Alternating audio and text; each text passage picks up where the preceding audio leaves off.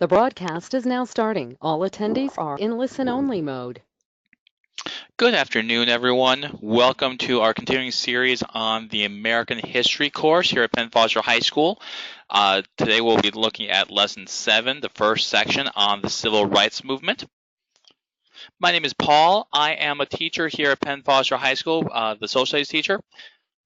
Couple of ways of just general contact to us, because myself, the rest of the educational team, we want to hear from you. We want you to let us know when you have questions, and that includes by phone, using the phone number, and then option 5 gets you to our high school educational team. We also have, you can also chat or email us and find frequently asked questions on the help and support page. And on our high school webinar schedule, you have the ability to be able to set an appointment, attend a live help session, or a live webinar like you're doing right now. And we also have a texting service. If you text the word LEARN to 39033, you will be able to get in contact with us here as well. I do apologize, I didn't have my screen sharing at the moment. So here, again, our opening resources available, phone number, our help and support page with frequently asked questions, our chat and email services. On the high school webinar schedule, there's the appointment scheduler, the live help sessions, and of course our live webinars. And again, our texting service as well. So I do apologize that was not up originally.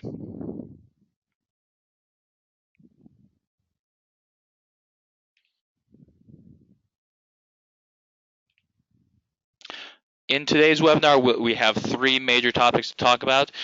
First of all, looking at the history of segregation in America, the different paths within our civil rights movements in the 1950s and 60s, and then federal actions during the civil rights, or on civil rights as well.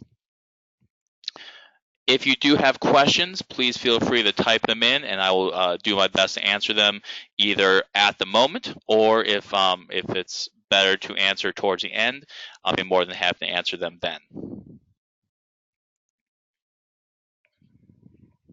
So let's first off discuss where segregation started from.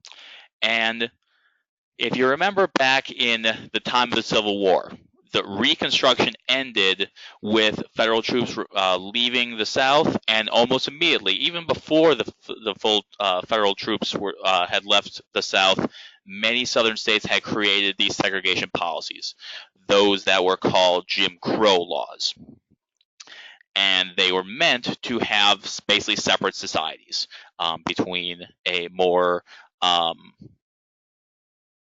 having resources that are available more to the white population, and less resources, fewer resources, worse resources available to African Americans, former slaves in the South, and really throughout the United States. And it became legitimized at the federal level with the Supreme Court case in 1896 called Plessy versus Ferguson. And in that court case, the reading assignments do go more into detail about the case itself, but at its essence, the court found, its majority opinion found, that separate can also mean equal.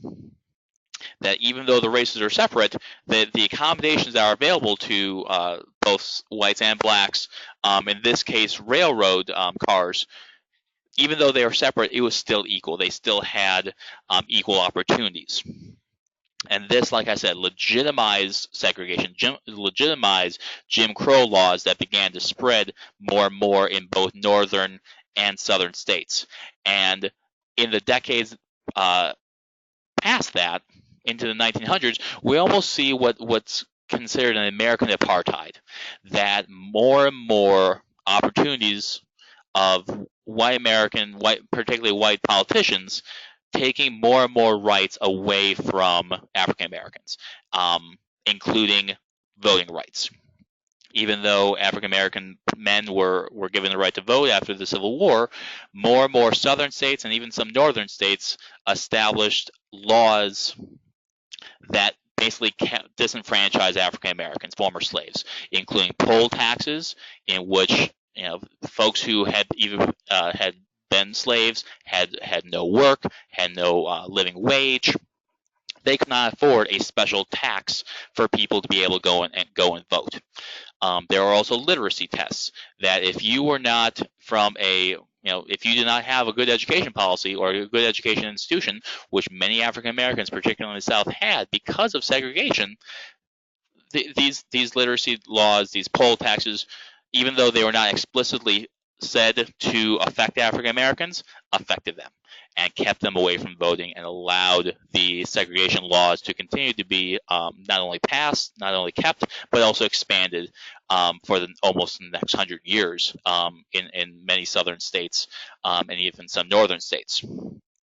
There are also very weak lynching laws. Lynching is basically mob rule, in which we saw time after time African American men, predominantly, being accused of crimes that they may not have committed, but were essentially lynched, hung by trees, killed, beaten in this mob rule mentality, and very few of these lynchings resulted in any type of conviction, let alone a trial for anyone who perpetrated these lynching mobs, I should say. This was life in America that we see for early 1900s, a growing division and a growing apartheid between white America and black America. And it becomes to a head where when politicians were kind of forced to look at the hypocrisy when the Civil War, or I'm sorry, when the Cold War began after World War II. For this time period, American politicians talked about the democracy of America, the freedom of the West, of the United States, of Great Britain, of France, against the totalitarian regimes, the fascism, the dictatorships of Russia and their communist allies. And as we talk about this, as Harry Truman, as Truman, as Eisenhower, as American politicians talked about this, they were at times they were forced to think about the fact that there was segregation in America. There was an American apartheid.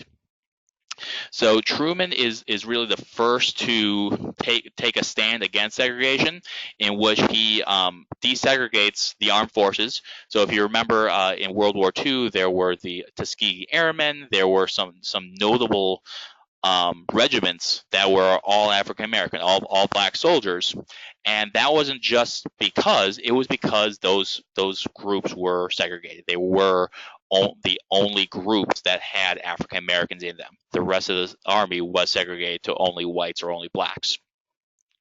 And so he decides to desegregate the army in a way of kind of combating the Cold War and saying, look, America is standing for freedom. We are standing for equality.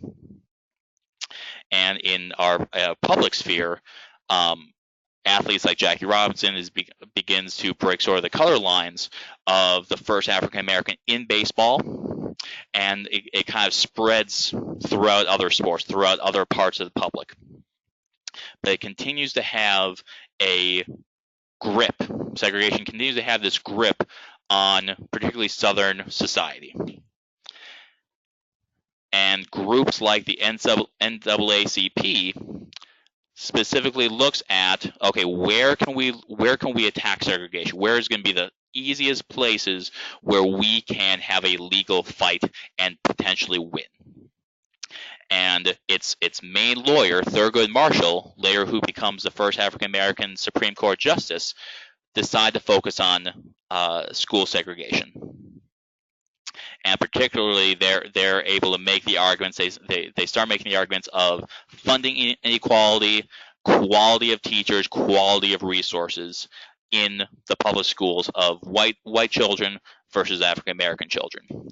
And their court case comes to the Supreme Court in the case of Brown versus the Board of Education of Topeka, Kansas.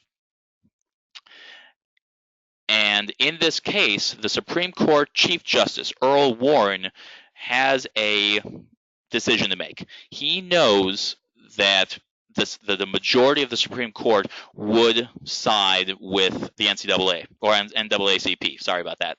They would argue for, or they would stand for, the end of segregation. But Earl Warren did not just simply want a victory; he wanted a unanimous decision. So he did not want a dissent. He did not want a in a Supreme Court case, there is both the majority opinion, that is the opinion of the court, and there's a dissent. And many cases, a dissent is almost as well known as a majority opinion, because a dissent can be brought back. Justices in the past can, or in a certain case, can look back at famous dissents, look at eloquent, beautiful dissents, and say, yes, now that this is correct, this dissent from 50 years ago is now the majority opinion now, because the opinions, the legal standings have changed so much that now this is the correct opinion. So Warren did not want this dissent. He did not want any type of division between the court. So he creates a standard that separate facilities are inherently unequal. So, and he sort of makes this blanket statement, but then also provides some areas in which there's wiggle room. So first he says that segregation must end with all deliberate speed, meaning that it was really up to the state, up to the facility to make, to decide how fast they were going to do it, with what deliberate speed they had.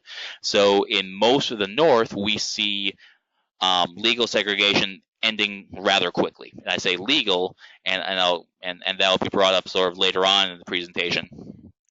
But in many states in the South, and many cities in particular, resisted, believing that deliberate speed does not mean that very fast. So many southern states end up starting to very much drag their feet, as it were, to say, well, we're going to do this in deliberate speed, but it's going to take a little while. It's not going to be a very easy process because of our society already.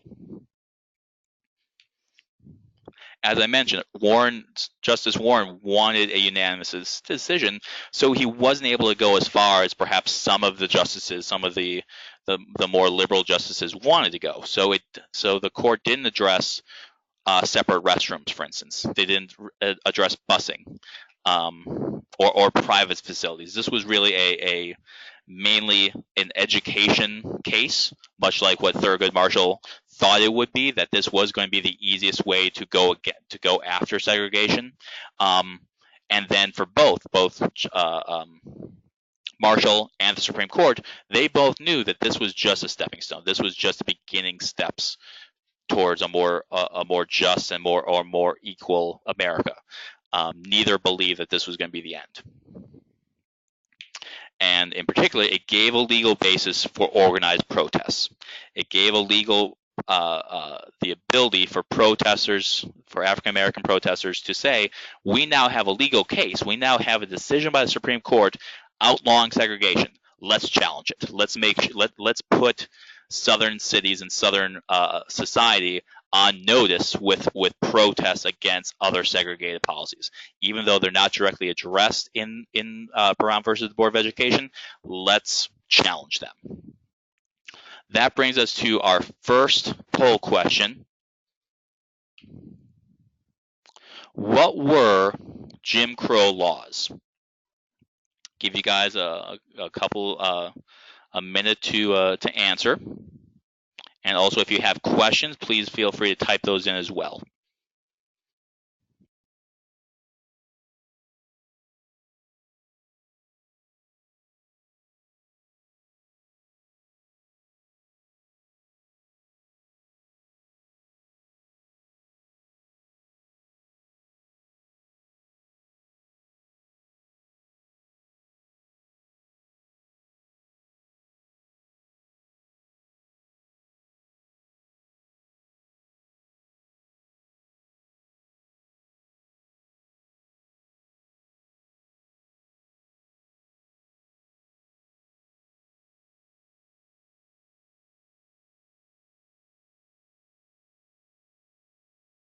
Okay, finishing up. Thank you. So the answer, absolutely correct, that it was the segregation laws to separate races. So that was the purpose of the Jim Crow laws. Are there any questions as we continue on? It doesn't look like there are. So again, feel free to type those in as we go along, and I will try to address them either right away, or I'll come back to it if it's a question that we'll address later on in the presentation. So as I said, Brown, though it's not an all-encompassing case for segregation, it does give the legal basis for organized protests. And the first major one was won by Rosa Parks in Montgomery, Alabama.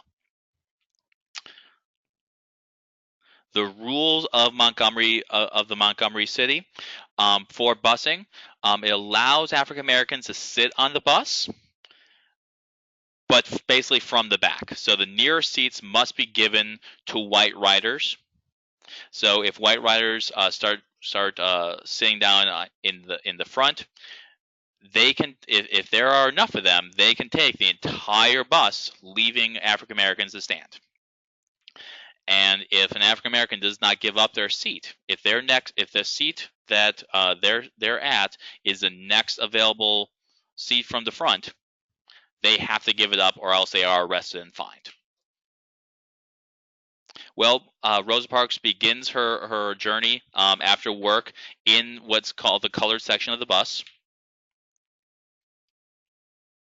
She then is asked to move by the bus driver, along with several other African Americans. They move. Rosa Parks does not. The driver then warns her that he will arrest her, and she ignores him. She says, "No, I'm sitting here." She is then arrested. The bus is stopped. She's arrested, and this really sets the standard of the civil disobedience that we see throughout the civil rights movement, of peacefully, but also breaking unjust laws.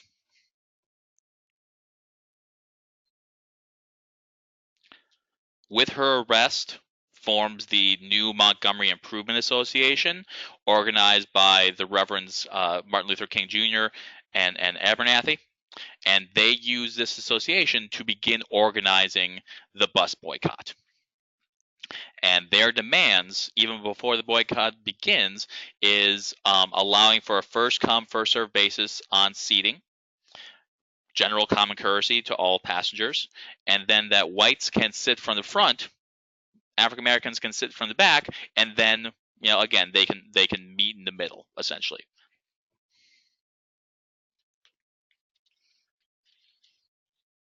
Obviously, the demands are not met, and the protest begins December 5th, 1955.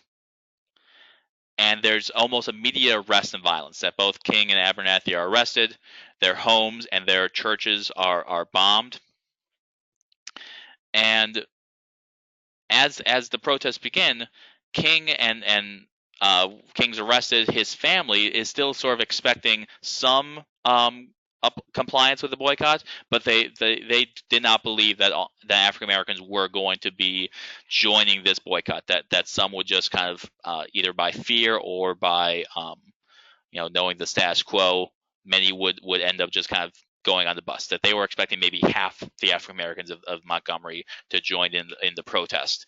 It ends up being almost 100%, almost all African Americans joining in that protest.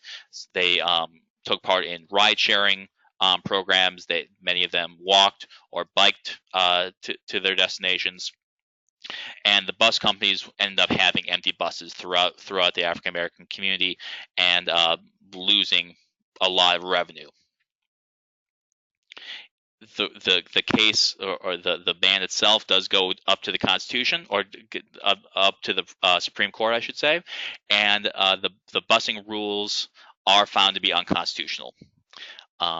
As I said before, Brown was just the beginning. Both the NCAA or NAACP, if only I could talk. I'm sorry, the NAACP and Supreme Court knew that these were going to be eventual steps. So the city is willing to comply, and boycotts spread across the South. African American communities begin to boycott other policies, other segregation other segregated policies across the South. And King and Abernathy do create the new Southern Christian Leadership Conference in order to continue the ideas of civil disobedience and protests, peaceful protests against these segregated policies. The next big challenge was in Little Rock, Arkansas, in which 9 African Americans in Little Rock choose to try to enroll in their nearby all-white school. The segregation governor chooses to send his state National Guard to block access to the 9 students. The court does try to block the governor using the Supreme Court, the Brown versus Board of Education precedents. The governor tries to ignore it, and he encourages. He does have to kind of back down with National Guard, but then sort of eggs on a mob mentality that angry mobs began forming at the Little Rock High School against these 9 African American students, who then have to enter the school from the back of the building. President Eisenhower sees this angry mob and is forced to act. Eisenhower is seen as a president who wants civil rights, but is not able to really pressure Congress, is not able to pressure his Republican parties, pressure Southern politicians to be able to produce legislation. So he sends in federal troops. He nationalizes or federalizes the National Guard. And this stand by both Eisenhower and the Civil Rights Movement really helps build public support for Arkansas to integrate, so that all of Little Rock school districts and Arkansas in general creates a new integration policy in which African Americans and white students are able to go to desegregated schools. Eisenhower is able to pass a Civil Rights Act of 1959 after these events, creating a Civil Rights Commission for black suffrage, so looking to be able to increase African American voting. There is generally little enforcement that Eisenhower and the commission are able to do, that they are able to identify problems, they are able to identify where what solutions could happen, but they're not able to enforce federal law, either Supreme Court cases or the federal laws that were already on the books after Reconstruction. It does pave the way for future legislation on civil rights, so that we are continuing to see kind of steps forward at the federal level. We then see sort of an expansion of student protests, in which we see sit-ins, in which African Americans go into white-only restaurants and ask for service. They do stand for the nonviolent protests, in which they are told, make sure you're polite, even if customers start yelling at you, even if servers refuse to serve you, to be able to sit you, threaten you, even if you're attacked, you do not. The purpose is for the public, particularly politicians in the North, citizens of the North, to see white violence as opposed to African American violence. Organizations like the Student Nonviolent Coordinating Committee organizes more and more sit-ins across the South, as well as the Congress on Racial Equality. And they then create a new program called the Freedom Riders in 1961, in which protesters got onto segregated buses and ride across the South. That from bus stop to bus stop, more and more protesters get onto these segregated buses and protest. By this time, we have a new president in President John F. Kennedy. His brother, Attorney General Robert Kennedy, sends federal marshals to protect the Freedom Riders. And the ICC, if you remember that back in the Gilded Age. In a couple of lessons ago, the ICC had been established to regulate commerce, regulate business interactions across state lines. So the Kennedy administration actually uses that commission to force the banning of segregation. That because buses were going across state lines, they were now under the ICC's jurisdiction. So what was already created as regulations, the Kennedy administration is able to use that. They're not able to make any new laws, but they are able to kind of force the banning of segregation using the commission that had already been created. And that leads us to our next poll question.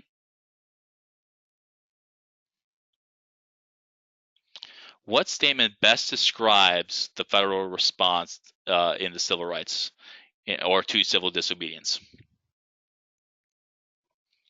Give you guys a minute to respond.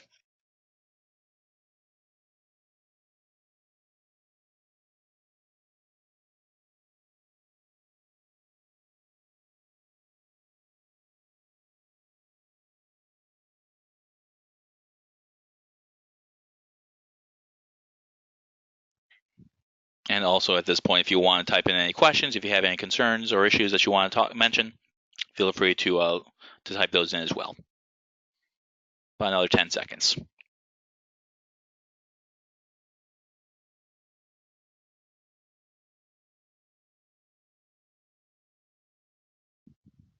All right, thank you all. So again, absolutely correct that they were sending federal officials to protect the protesters. So they weren't able to pass any new laws, but as I said, they were able to use the laws that they already had, use the powers that the federal government already had between Eisenhower and Kennedy, able to protect the protesters during their protests. That the federal government certainly believed in what the protesters were doing, believed in desegregation, but not able to pass new legislation in this process.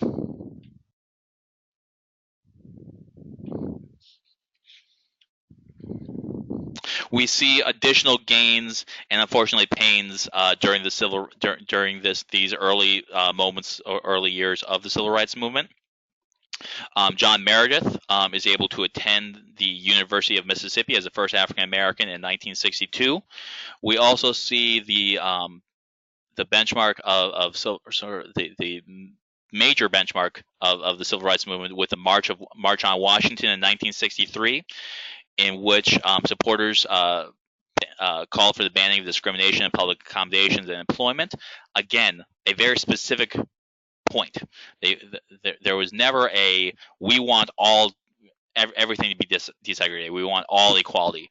The movement goes step by step throughout the process. And because of that, it continues to be a multiracial movement.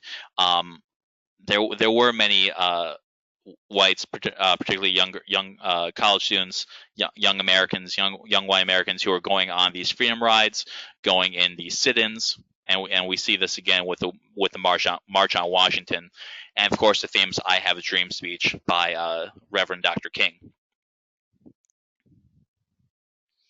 But unfortunately, violence continues to go against the movement during this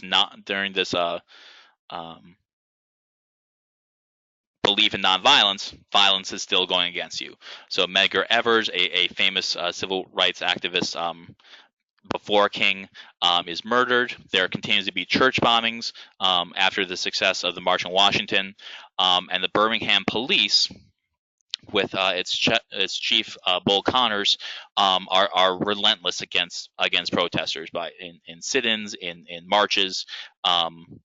These are the places where we consistently saw the fire hoses used on protesters, dogs being used to attack protesters as well. So we see that going on and on during unfortunately the civil rights movement.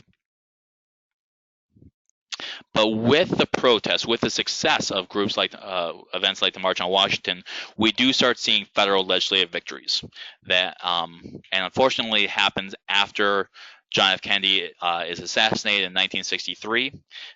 His successor, Lyndon Johnson, is a big proponent of the civil rights movement. As a Texan, growing up in as a teacher, as a state legislature, Johnson is very much anti-segregation and pro civil rights.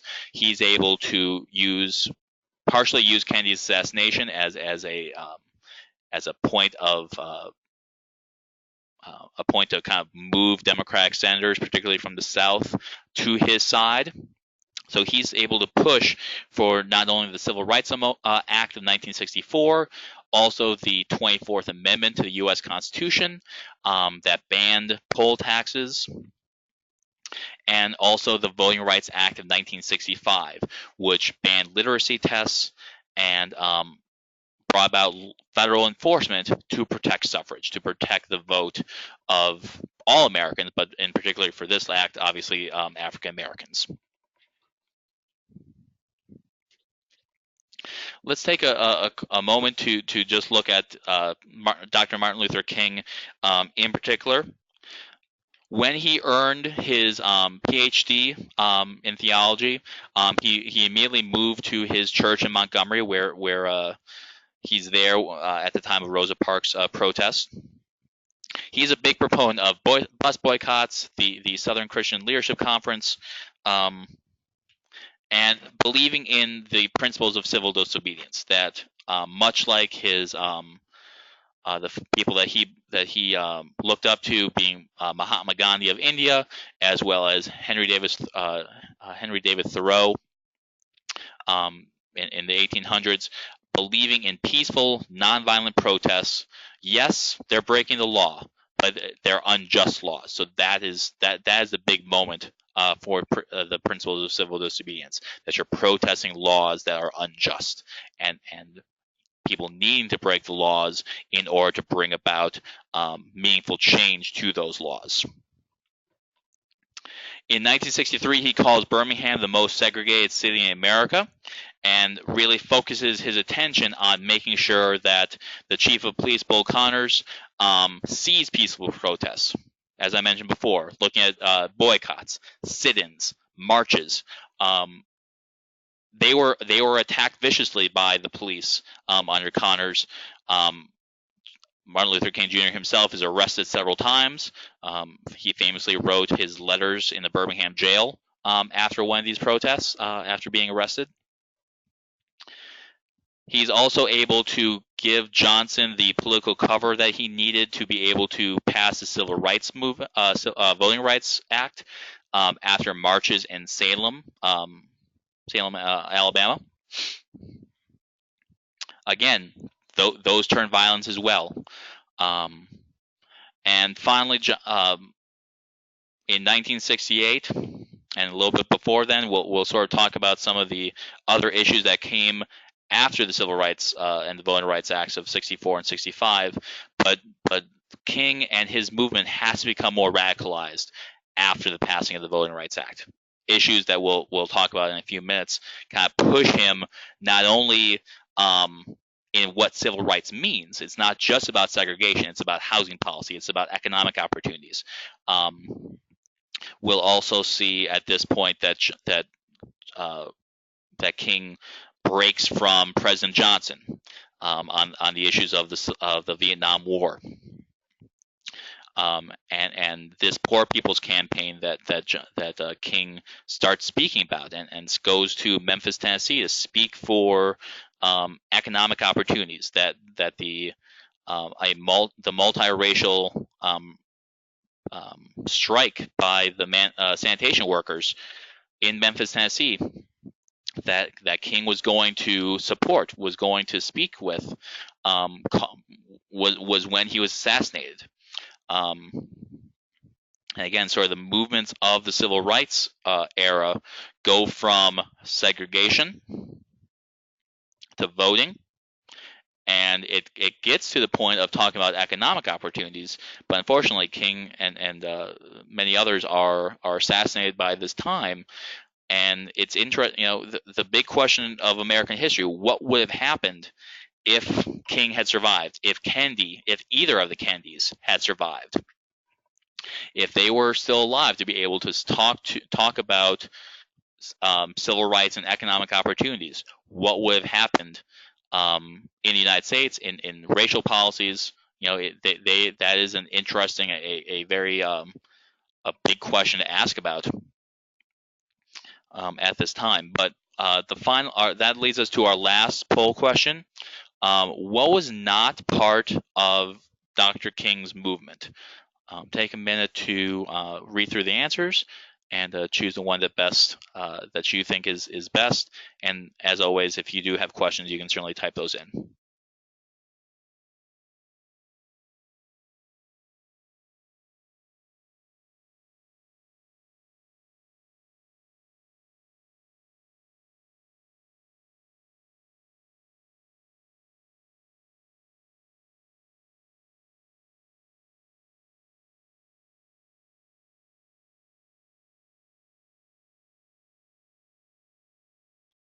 Okay, finishing up.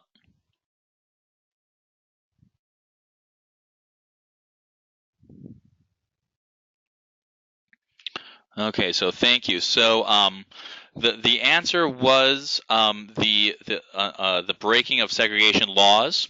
So oh, I'm sorry. Yes, breaking of segregation laws and the integration of races in the movements were certainly part of Dr. King's movement. And what was not part of it was the committing of violence when the cameras are off. Thank you very much. Nice job on that.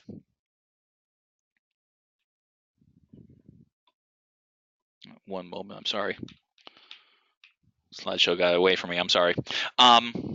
So as I mentioned before, there was sort of there had to be a change within the civil rights movement between the Voting Rights Act and then Dr. King's unfortunate assassination in 1968.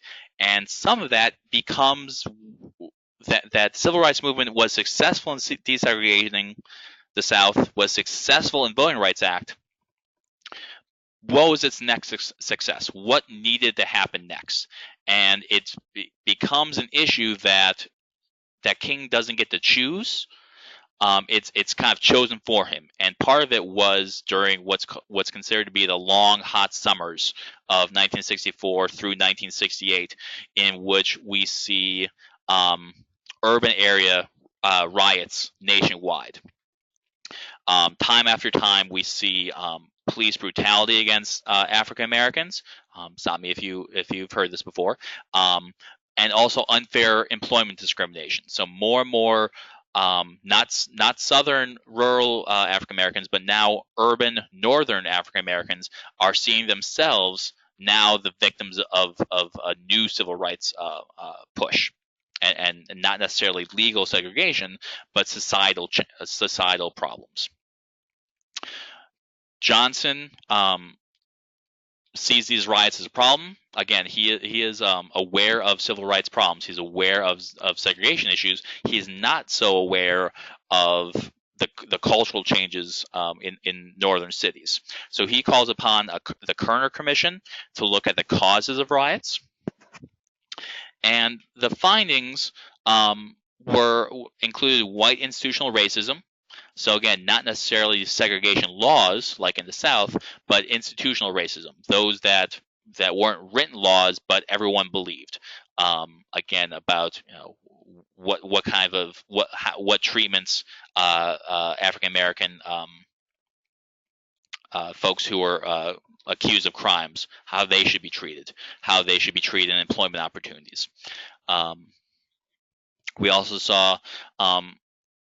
the Kerner Commission also found that black urban migration from southern cities to northern urban areas, white flight into suburbs. So more and more, the urban areas become poorer, suburbs become richer, and so we see an economic, educational, and urban decay because of the changes from the civil rights movement.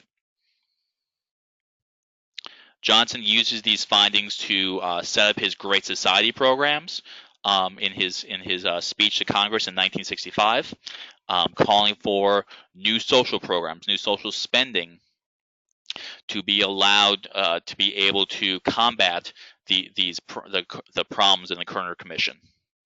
It also led to King's belief in the Poor People's Campaign, the shifting of the strategies by his civil rights movement.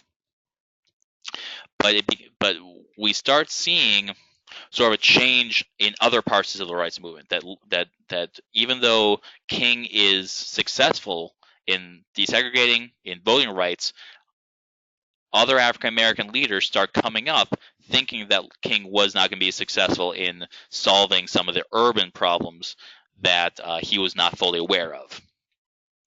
So we see that with the newest leader being Malcolm X, who grew up mistrusting whites in his urban cities in Michigan, in Detroit, and then also growing up in New York City as well.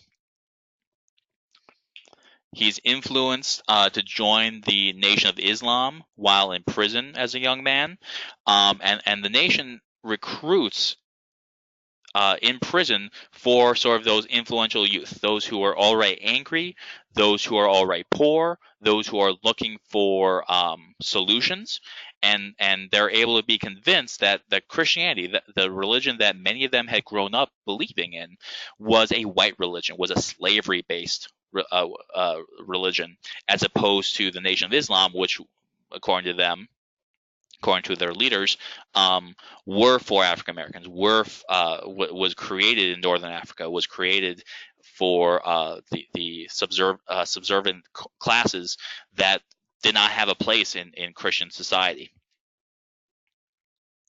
And it became the nation itself became a blend of black pride and also nationalism. So they did not protest believing that they wanted to integrate, that they wanted to be equal to whites in America. They wanted separation. They wanted to they wanted to have a separate society within the United States. They wanted to only be supported by other African Americans. So we see a huge divide between Malcolm X and the Nation of Islam with the civil rights movement of Dr. King. As its most famous spokesman, Malcolm X is sort of known for his belief of any means necessary, that African Americans needed essentially a separate state for themselves, and that violence was not necessarily going to be the answer to their movement, but certainly violence can be a response to violence. That the belief of Dr. King that no, peaceful protests, if you're attacked, let it be attacked. Let the public see the violence of white segregationists. Malcolm X and the Nation of Islam said no, that's not necessary. However, there begins to be a divide between Malcolm X and the Nation of Islam come 1965. Malcolm X goes to Mecca in Saudi Arabia, the holy land of Islam, and essentially has a bit of a conversion. Still Muslim, but he begins to believe that he wants a closer relationship with King. He wants a closer relationship with the nonviolent movement, and is unfortunately shot by those who were close to the Nation of Islam in 1965. We continue to see a movement from nonviolence in 1966. James Meredith, who was the first African American at the University of Mississippi, is shot during a peaceful march through the South. The leaders of both of King's civil rights movements, Stokely Carmichael and McKissick of the CORE protests, or the CORE movement, continue Meredith's march, and they become disillusioned. They were originally part of King's inner circle, part of the Southern Christian Leadership Conference's inner circle, and they begin to reject it. Carmichael, as part of his march, goes on a speaking tour and says, you know what, we can no longer call for integration because integration has not brought about societal change. We need, in his words, black power. And that becomes a new standard within the civil rights movement, based on a sense of racial pride and breaking or rejecting integration, calling for African Americans to be proud of their heritage, proud of their traditional colors, their clothing, their hairstyles. This picture from the Olympics in 1968, in which American athletes, African American athletes, put up their fists as part of Black Power movement, rejecting again the white society, the American white society, rejecting integration and calling for African Americans to have pride in themselves. The Black Panther movement kind of takes it to another step, that they are again part of Black Power, but also believe that violence is a strength. That instead of the nonviolent movement, much like the Nation of Islam, that violence could be and should be a part of their continued movement. That the northern society, the northern urban society, was not going to be changed simply by nonviolence means. That violence was something that was going to be necessary. And unfortunately, after 1966, after King is assassinated, the arguments between parts of the civil rights movement continue. There's no longer a single message, like in the early 60s with Dr. King and the Southern Christian Leadership Conference. There is a clash of, is it the system that rules can be changed, or is it society? Is it the fact that African Americans need to be separated from whites in order to have their own freedoms? That white America was never going to give freedoms necessarily to African Americans. Was it about integration or separation? So these arguments are still, unfortunately, still going on in many parts of what is now, still the civil rights movement, just like in '66 into up to 1968 with the King assassination.